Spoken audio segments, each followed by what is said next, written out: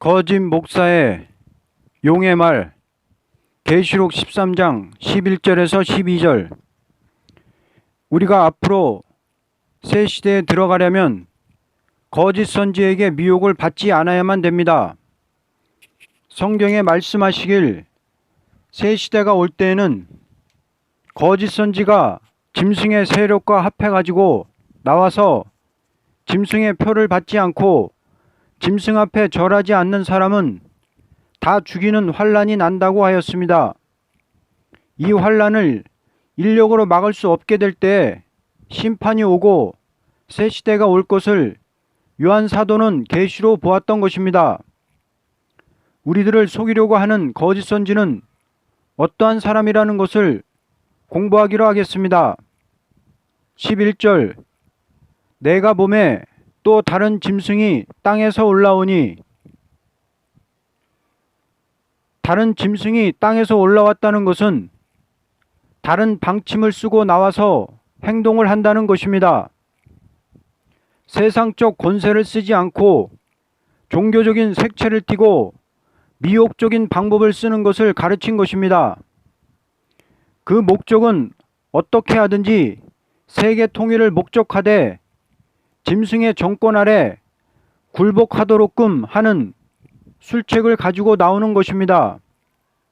이것은 무력전이 아니고 사상전의 큰 세력을 가지고 종교를 침투하는 것입니다.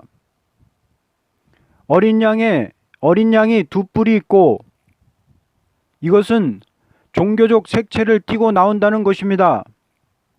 성경에서 하나님과 교회는 목자와 양의 관계로 표현을 했습니다. 시편 23편 1절에 여호와는 나의 목자시니 내가 부족함이 없으리로다. 에스겔 34장 15절에 내가 친히 내 양의 목자가 되어 그것들을 누워있게 할지라 주 여호와의 말씀이니라. 요한복음 10장 11절에 나는 선한 목자라 선한 목자는 양들을 위하여 목숨을 버리거니와. 이 말씀처럼 구약에서는 여호와와 교회를, 신약에서는 예수님과 교회를 목자와 양의 관계로 표현을 했습니다. 따라서 어린 양이라는 것은 기독교회적인 형태로 보였지만 실제는 들어받는 뿔이 있고 용의 말을 하는, 교회에 해를 주는 마귀의 세력이라는 것입니다.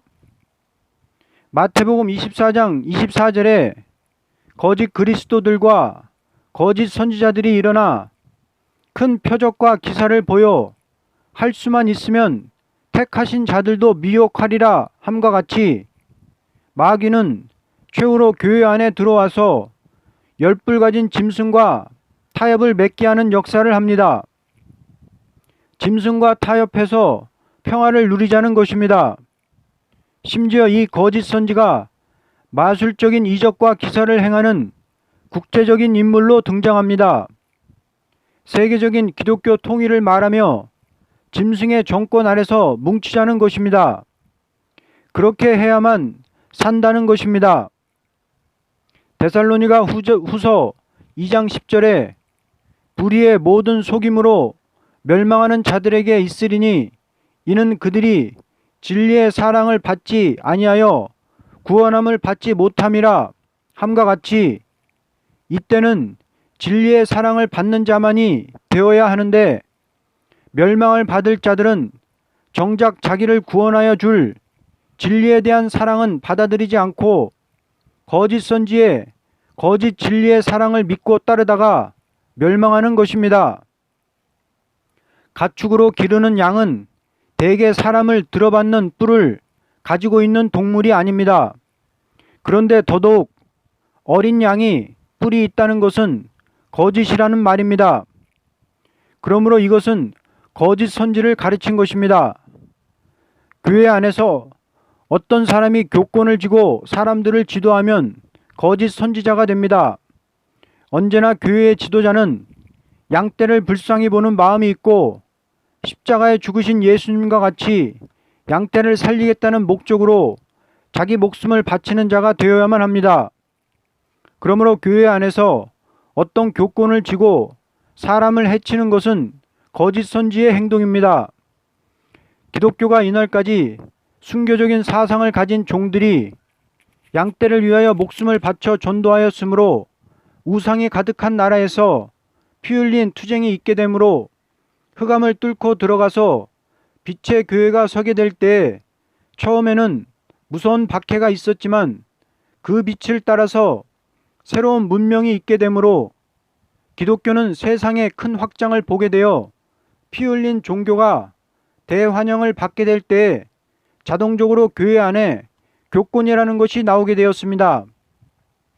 교권이라는 것은 교회가 많은 재정권을 갖게 되고 또는 인물에 치우친 숭배가 따르게 될 때 마귀는 물질을 끼고 우수한 인물을 배경 삼아 교회에 침투하여 교권을 부림으로 참된 성도는 그 아래에서 자유로운 활동을 할 수 없는 위기에 처해 있는 것을 종말의 큰 미혹이라는 것입니다.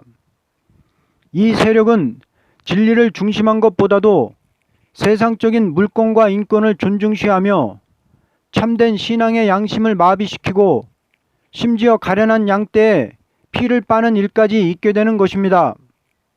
이것을 가르쳐 새끼양의 뿔이라는 것입니다.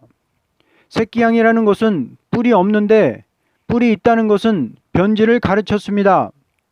변질이라는 것은 사랑을 떠난 교권입니다. 그리고 성경에 있는 말씀을 그대로 말하지 않고 사람의 마음을 끄는 방침으로 말하는 것도 거짓 선지자들이 하는 행동인 것입니다.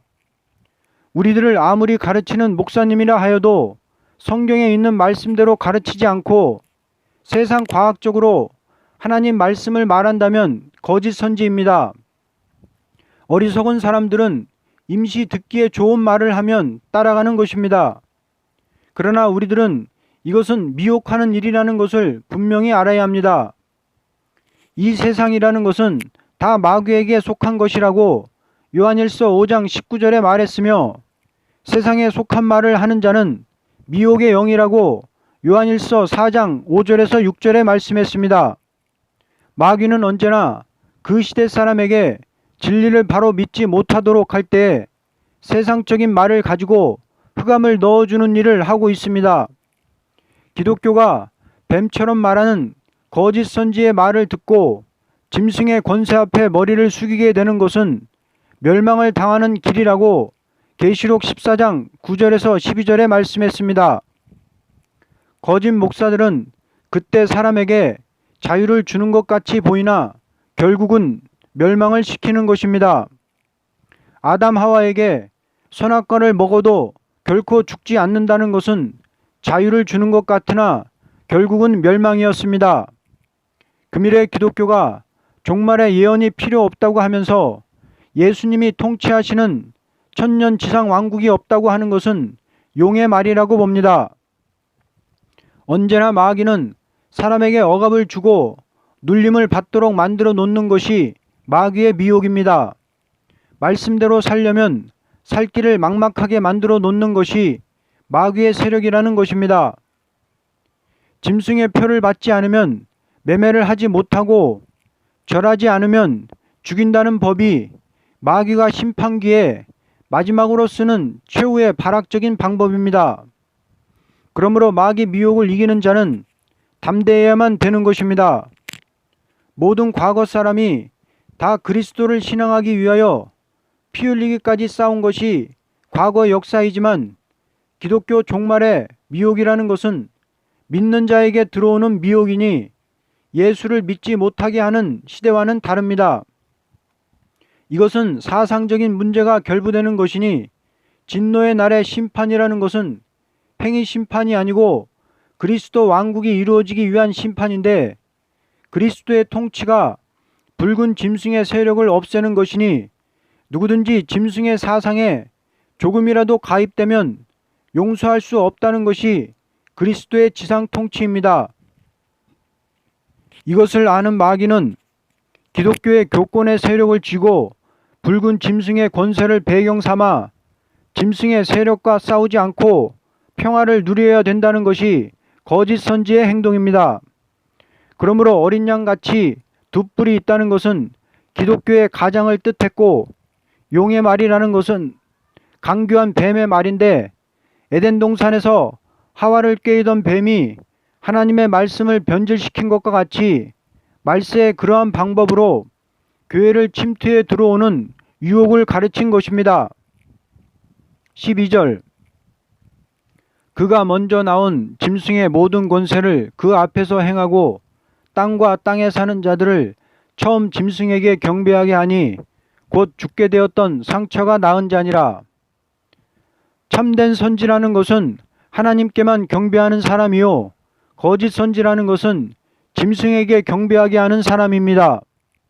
지금 유물론적 사상은 사람들을 짐승같이 인정하는 사상을 가지고 있습니다.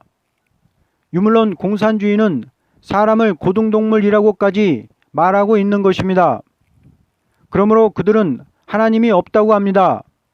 모든 것은 다 허무한 것뿐이고 사람은 짐승처럼 잘 먹다 죽으면 그만이라고 말하고 있습니다. 그러므로 그들은 성경을 그대로 믿지 않고 가감하는 자들입니다.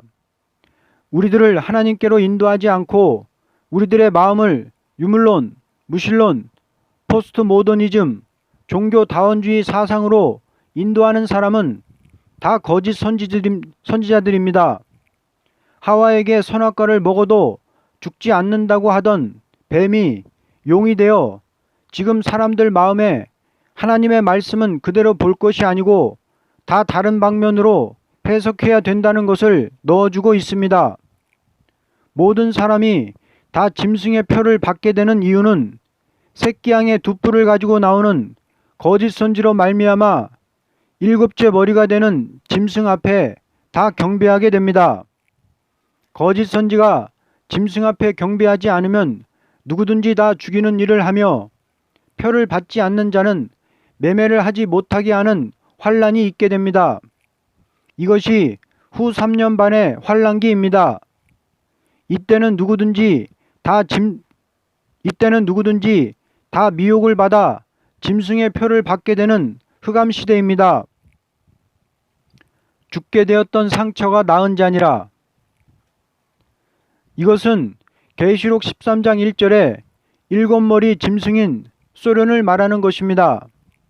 지금 세상 사람들이 볼 때 소련이 치명상을 입은 것처럼 다시 회복되지 못할 것 같이 보이지만 구소련, 즉 러시아에서 마지막 적그리스도가 다시 등장하면 과거 소련의 세력이 세상의 3분의 1을 지배하던 영화를 넘어서 온 세상을 통치하는 바벨론 세상을 이룰 것은 마귀가 그에게 역사함으로 강교하면서도 무자비한 정책을 모략적으로 펴면서 나오기 때문에 미국, 영국, 프랑스의 서방의 강대국도 그 세력에 다 망하게 된다는 것을 말씀했습니다. 결론적으로 인간이라는 것은 동물이 아니요 양심이 있는 영물입니다. 그러므로 금일에 무신론이라는 것은 사람을 고등동물로 인정하는 것이니 근본적인 사상이 기독교의 진리의 전체적인 대립이 되는 사상입니다. 또한 종교다원주의를 들고 나와서 기독교 외에 다른 종교에도 구원이 있다고 주장하는 것은 예수님의 십자가의 공로로 이루어지는 속죄와 구원, 그리고 그 공로로 이루어지는 지상 왕국을 뿌리채 흔들어 놓는 용의 말이 아닐 수 없습니다. 그러므로 기독교가 이 사상을 용납한다는 것은 진노의 날에 망할 일이 아닐 수 없습니다. 아멘.